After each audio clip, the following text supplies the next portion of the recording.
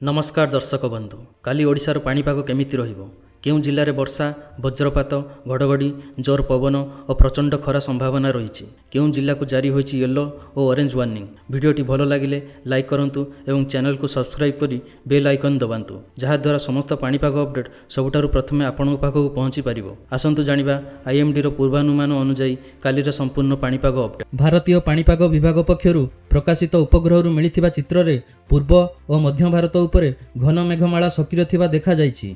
ओडिशा समेत पश्चिमबंग झारखंड छत्तीसगढ़ एवं उत्तर पूर्व भारत उपरे विस्तृत मेघर आवरण रही। यह प्रभाव में अनेक स्थान में वज्रपात सह वर्षा एवं घड़घड़ी होबार संभावना रही। दक्षिण पश्चिम मौसुमी वायु अधिक सक्रिय रही बेले पूर्व और दक्षिण उपद्वीपीय भारत उपरे मेघर घनता बढ़ी। यार प्रभाव में ओडिशार विभिन्न जिले में वर्षार कार्यकलाप जारी रही पारे। अन्यपटे आरब सागर मध्य और दक्षिण भाग में मध्य मेघ सक्रिय रही मौसुमी वायु को अनुकूल परिस्थिति मिलुछि। पंजाब रु बिहार पर्यंत हरियाणा एवं उत्तर प्रदेश दे मौसुमी अक्षरेखा सक्रिय रही। यार प्रभाव में गत 24 घंटा मध्य आभ्यंतरीण ओडिशा और उत्तर उपकूल जिलार विभिन्न स्थान में हालुकारु मध्यम धरणर वर्षा एवं वज्रपात होइथिबा बेले बालेश्वर और ढेंकानाल जिलार गोटिए दुईटी स्थान में प्रबल वर्षा रेकर्ड करा जाइछि। गणमाध्यम रिपोर्ट अनुसार गतकालीर वज्रपात में नवरंगपुर जिले में 2 जनकर मृत्यु घटी सूचना मिली। यहाकु नहीं सतर्क रहिबा पई पाणीपाग विभाग अपील करिछि। वर्षा परिमाण देखिले बालेश्वर राजघाट में सर्वाधिक 9 सेंटीमीटर वर्षा होइथिला बेले ढेंकानाल भुवन में 8 सेंटीमीटर, केन्दुझर घासीपुरा एवं जाजपुर जिलार जाजपुर और जेनापुर में 6 सेंटीमीटर लेखाएं वर्षा रेकर्ड होइछि। मयूरभंज, सुंदरगढ़, भद्रक, कोरापुट, मालकानगिरी समेत अन्यान्य जिले में उल्लेखनीय वर्षा होइछि। एपटे तापमात्रा रे मध्य परिवर्तन लक्ष्य करा जाइछि। उत्तर उपकूल और दक्षिण उपकूलर केतक स्थान में दिन तापमात्रा 2 रु 3 डिग्री सेल्सियस वृद्धि पाइथिला बेले राज्यर अनेक स्थान में स्वाभाविक ठारू 3 रु 7 डिग्री अधिक तापमात्रा रही। राज्यर समतल अंचल में सर्वाधिक तापमात्रा 39.4 डिग्री सेल्सियस संबलपुर रे रेकर्ड होइथिला बेले सर्वनिम्न तापमात्रा 21.9 डिग्री सेल्सियस बौद्ध रे रेकर्ड होइछि। चलंतु एबे नजर पकाइबा ओडिशार आसंता 30 जून रो पाणीपाग स्थिति उपरे। राज्य में आगामी 24 घंटा मध्य पागरे पुणी परिवर्तन संभावना रही। भारतीय पाणीपाग विभाग पूर्वानुमान अनुसार ओडिशार प्राय समस्त जिले में हालुकारु मध्यम वर्षा सह वज्रपात होबार संभावना रही। केन्दुझर, मयूरभंज, कंधमाल, रायगड़ा, कोरापुट, मालकानगिरी एवं गजपति जिला पाई ऑरेंज वार्निंग जारी करा जाइछि। एही जिला गुड़े घंटा प्रति 40 रु 50 किलोमीटर बेगर दमका पवन वज्रपात सह प्रबल वर्षार आशंका रही। तेणु स्थानीय लोकंकु सतर्क रहिबा सह आवश्यक नथिले बाहर को न जीवा पई परामर्श दिया जाइछि।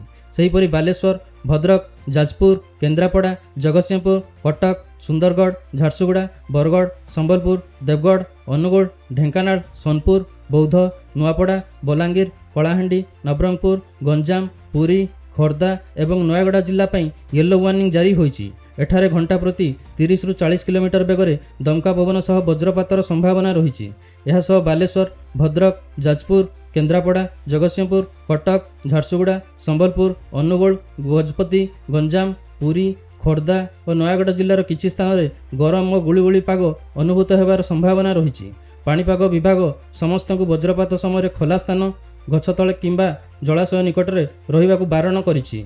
पाणीपाग संबंधी सतर्क सूचना उपरे नजर रखंतु एवं सुरक्षित रहंतु। चलंतु एबे नजर पकाइबा ओडिशार आसंता 30 जून रो तापमात्रा पूर्वानुमान उपरे। राज्य में वर्षा सह गरम और गुळुगुळी पाग नहीं पाणीपाग विभाग जारी करिछि सतर्क सूचना। आसंतु देखिबा केउं जिल्ला रे रहिछि सतर्कबाणी। 30 जून दिन राज्यर किछि जिल्ला रे गरम और गुळुगुळी पाग अनुभूत होबार संभावना रही। येलो वार्निंग जारी होइथिबा जिल्ला गुड़िक हेले बालेश्वर, भद्रक, जाजपुर, केन्द्रापड़ा, जगतसिंहपुर, कटक, झारसुगुड़ा, संबलपुर, अनुगुल, गंजाम, गजपति, पुरी, खोर्धा और नयागड़। एही जिल्लार केतेक स्थान में उच्च आर्द्रता सह असह्य गरम अनुभूत होइपारे। आगामी 24 घंटा मध्य भुवनेश्वर एवं एहार आखपाख अंचल में आकाश साधारणतः मेघुआ रहिबो। दिनर विभिन्न समय वर्षा किंबा वज्रपात सह वर्षा होबार संभावना रही। सहरर सर्वाधिक तापमात्रा प्राय 37 डिग्री सेल्सियस एवं सर्वनिम्न तापमात्रा प्राय 28 डिग्री सेल्सियस रहिबार संभावना रही। अन्यपटे केन्दुझर, मयूरभंज, सुंदरगढ़, देवगढ़, ढेंकानाल, बौद्ध, सोनपुर, बलांगीर, नुआपड़ा, नवरंगपुर, कलाहांडी, कंधमाल, रायगड़ा, कोरापुट एवं मालकानगिरी जिला पाई कौनसी हॉट एंड ह्यूमिड वार्निंग जारी होई नाही। पाणीपाग विभाग लोकंकु परामर्श देइछि जे गरम और गुळुगुळी पाग समय अत्यावश्यक नथिले ଖରାରେ ବାହାରକୁ ଯାଆନ୍ତୁ ନାହିଁ।